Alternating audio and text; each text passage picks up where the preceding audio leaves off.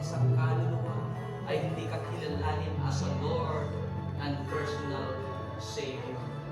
Kaya naman, Lord, as we heard your very word, continue to bless your people, especially in this place. Lord, we declare that you have a plan, not to prosper us, not to harm us, but to give us hope in a bigger future.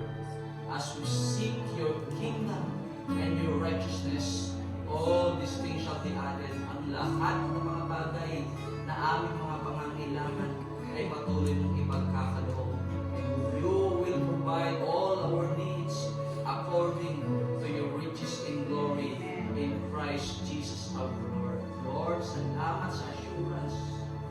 Minsan pa, that you will never leave us nor forsake us, and you are with us to the very end of our age.